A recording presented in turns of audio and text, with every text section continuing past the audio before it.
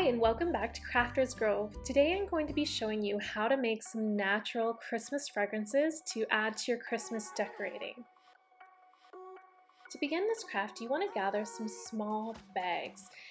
If you don't have any small bags lying around your house, you can learn how to make one following my tutorial in Make Your Own Christmas Advent Calendar. You can find a link to the video below in the description of this video. So I found my beige bag a little bit boring, so I wanted to decorate it before making the fragrances.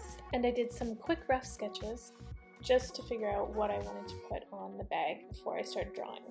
So it's important to flip the inside bag out and then put in some paper to help create a barrier so you don't have the pen or the markers bleeding through to the other side. So cut up some paper, roll it up and fit it in through the hole, and then keep unfolding it until it lies flat with the bag. Once your bag and the paper are lying flat, you're ready to draw. Make sure to hold the fabric taut as you draw, and just be mindful that a lot of fabric will cause bleeding of the pens or markers as you draw, so that's something to take into account. My drawing certainly didn't turn out the same way on the bag as it had on the paper.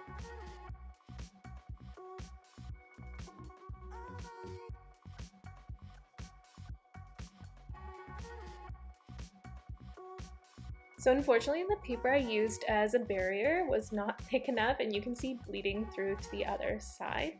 So to counteract this problem, I did end up doing the same image on both sides of the bag rather than doing 4 unique ones as I had intended. This just helped overcome this problem and really helped to camouflage the bleeding that came through the other side.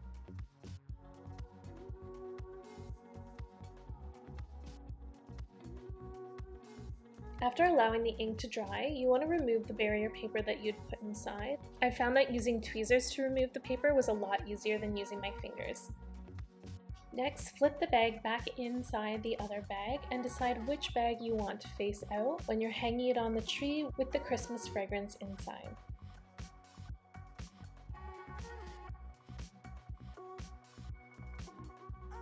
Okay, so now I'm going to walk you through 3 Christmas fragrances. The peel of citrus fruit gives an amazing natural fragrance. I do find oranges are a little bit more Christmas-like, so I did decide to use an orange instead of a lemon. But if you have a citrus fruit that you think would be more nostalgic for you, then you choose that one. So next you're going to want to peel the orange. Just using an ordinary peeler, you don't need to go too deep, just till you get to the white part of the peel. And 3 peels about 2 inches in size will do.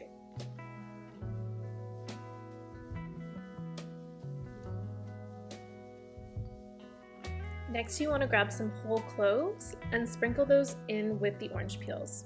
To know how many cloves you need to add, I recommend giving the dish a smell after you've added a little bit, and then that will help guide you. Do you want more clove smell? Do you want more orange smell? Because beauty, even for fragrance, is such a personal thing. So this first recipe really reminds me of like a warm winter drink or some Christmas dessert. This next one is more about Christmas dinner, so we're just going to use some poultry seasoning and that's it. If you don't have poultry seasoning, you can always look up a recipe for it. It's really quite simple and uses a lot of basic herbs that you may already have in your spice rack or cupboard.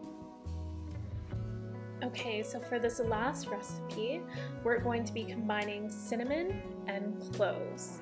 Again, I want you to rely on your nose and your preference for how much to put in, but I find the majority is going to be cinnamon, and just a sprinkle of cloves adds to that overall scent. And to me, again, this is more of like a dessert or warm drink scent that I often crave around Christmas time. So once you finish making your fragrances, you can add them to the bags. For the powdered fragrances, you really want to add them to a multi-layer bag or a thicker bag so they don't fall through.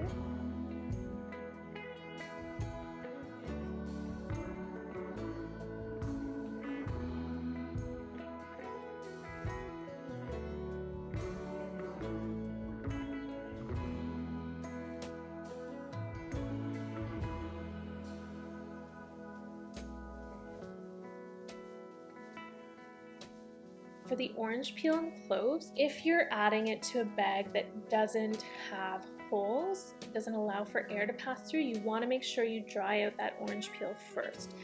If you have more of a mesh bag, then this is a perfect recipe to add to the mesh bag, because if you allow it to dry out first, you are going to lose some of that scent. And then make sure you're using whole cloves if you're using a mesh bag, otherwise you'll just have the powdered cloves go everywhere. Okay, so make sure to secure each of your bags with a knot or a bow, and then you're ready to hang them on the tree.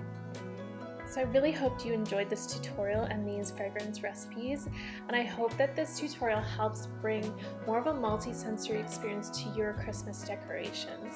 I'd really love to hear what memories come about for you when you smell these different recipes, so make sure to drop me a message in the comments below. And as always, if you're interested in seeing more of our videos, please hit that subscribe button and click that bell so that you're notified every time we post a new video. Bye!